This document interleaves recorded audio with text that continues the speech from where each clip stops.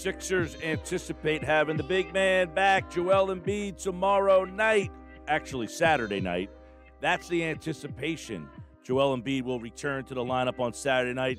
He has been out since March the 12th. Now, earlier in this process, we talked to Dr. Jeremy Boyd from Trifecta Therapeutics in Glassboro. They do a phenomenal job dealing with injuries from everybody.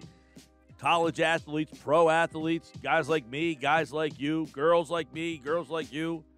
Well, I'm not a female, but if I was, I'm sure I would go see Dr. Jeremy Boyd if I had an ankle, knee, shoulder, elbow. Something's bothering me. They do a great job. Make sure if you have something bothering you, you check out my friends over at Trifecta Therapeutics. But Joel Embiid is a lot more important than me and you. So let's get the diagnosis from the doc as he joins us again here on the Boardwalk Honda Hotline to take a look at Joel Embiid as he is set to return. Dr. Boyd, welcome back. How you been? Good.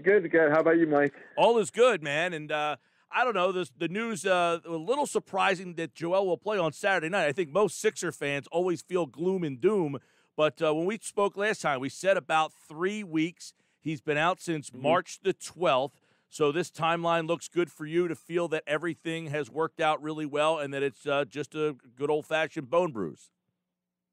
Yeah, it definitely seems like that's the case. It seems from what I've been reading that he's been responding pretty well to basketball and conditioning drills.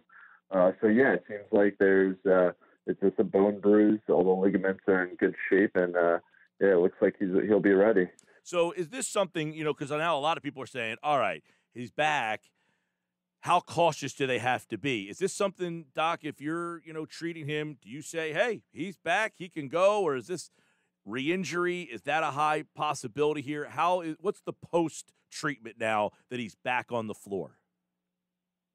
Well, with Joel in particular, the fact that he's had, I guess this is his second go at it. He did have something similar earlier in the season. Some knee issues in the past. It's probably want to take it with a little air on the side of caution. They're still good in the standings and everything like that. I know they're tied with Brooklyn now, but maybe starts that we want to kind of increase his minutes probably on a kind of a game by game basis. As long as they're doing pretty well, they're not seem to be too much in a rush with things, but. Yeah, just the fact that, there's still some healing associated with this. It does take, just because he's ready in 3 weeks doesn't mean the whole process of the injury is fully done. So, it may take up to, bone injuries in particular can take up more from 6 to 8 weeks for full healing of those tissues. So it's going to probably take a little bit longer, so they may kind of limit his minutes. But if he's been looking good, they might give him right back into the swing of things. Yeah, I was going to say, what is the, I don't want to say percentage, but what, is this a frequent re-injury? You said he had one earlier, he had one a couple of years ago, but is this the thing if you come back too early, you try to ramp it up too fast that you could re-injure this, because a bone bruise it doesn't sound like a high probability of re-injuring. That sounds like, hey, you hit something on that spot, you happen to bruise up. But is this something that if you ramp it up too fast, you could have a setback?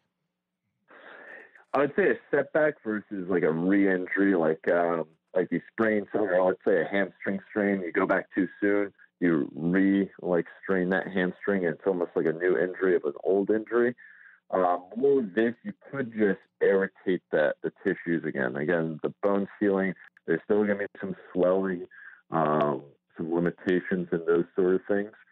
So those sort of things will potentially get irritated. You may kind of mess the joint with that being the case if you ramp up too soon. But is it going to be re-injured? Probably not. But again, that knee may not be 100%, and that may lead to susceptibility to other injuries. Well, so are those other injuries, the damaging kind, the ACL, the MCL, those type of things?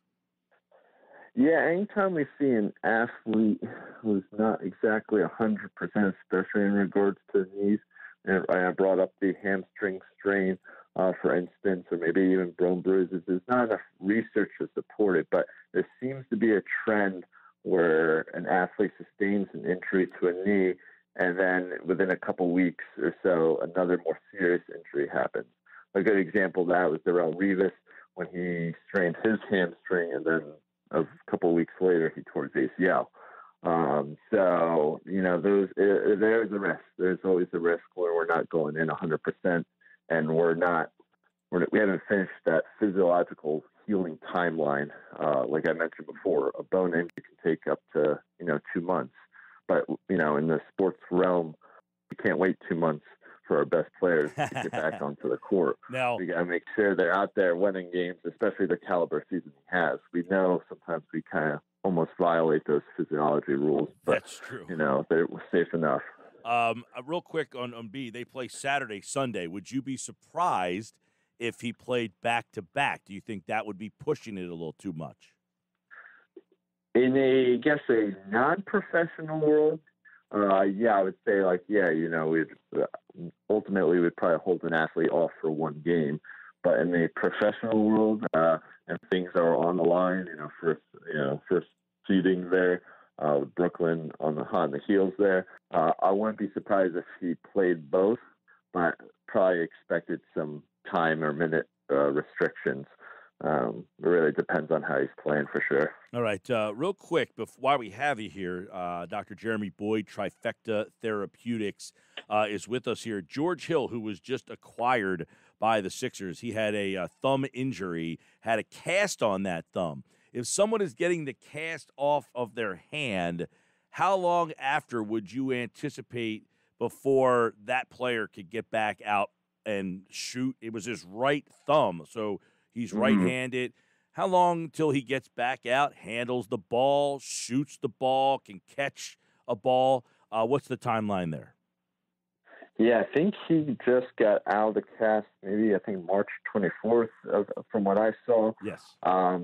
So it's going to take probably a little bit, especially if he's been out for 8 weeks and had a cast on for a significant period of time.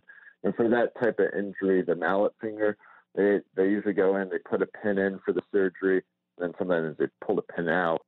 So they didn't really describe the grander details. So if they had to go and take it out, it's going to take a couple weeks, probably at least a month, maybe to even closer to 6 weeks, for him to fully get back into things. So if he's out of the casting and they speed things up in the sports realm, where they're probably getting him, doing that formal therapy, kind of getting the thumb moving, and within a couple weeks, probably getting his hands on the ball.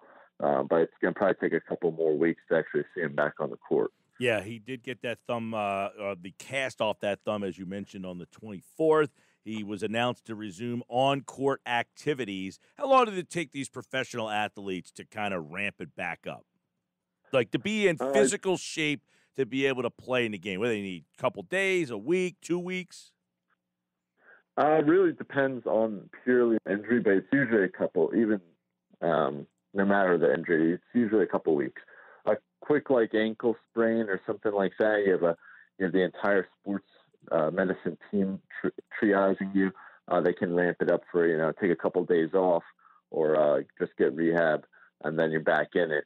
But more significant things such as a surgery or a bone bruise or ligamentous sprain, that's going to take a couple weeks, and it kind of goes by a series of progressions. They first kind of just go from the rehab where they're just working with the trainers and the therapist to doing some simulated things with the therapist and the team by themselves, and then they start getting into practice and then more scrimmaging type of plays, and then they're going into full contact. So that whole process can take anywhere in the more speed up realms, 1 to 2 weeks at least. And sometimes for the more serious injuries, that whole process can take a month. Trifecta Therapeutics in Glassboro. He's Dr. Jeremy Boyd. To find out more about the incredible team at Trifecta Therapeutics in Glassboro and how they can help you, online at trifectatherapeutics.com. As you heard, we just kind of chronicled Joel Embiid. Looks like he will be back on Saturday. And George Hill, maybe another week or two before he's able to get back out there. But great breakdown, Doc, as hopefully everybody stays healthy. I don't like having to, check in with you so often because that means there's a lot of injuries. But these were good updates because that means these guys are getting back out on the court. So we appreciate you spending a couple minutes with us. Oh, of course. Yeah, hopefully less calls in the future and everyone stays healthy all through into the playoffs. But, yeah, thanks for having me on. Had a blast. Absolutely. Dr. Jeremy Boyd, Trifecta Therapeutics, the team over there does a great job. And let me tell you, it's a earshot away in Glassboro. The team there, it's the only sports manual therapy fellowship trained doc on staff in all of New Jersey. And their team always takes a unique approach. So they will definitely take care of you guys if you're out there and you're thinking about, man, this ankle or knee or elbow or shoulder's been bothering me. Don't put it off, especially if you're getting older, because it's not any fun when you're in your later years and that thing wakes up in the morning and you're like, man, there's a little pain in my shoulder. So check out Dr. Jeremy Boyd and the team at Trifecta Therapeutics.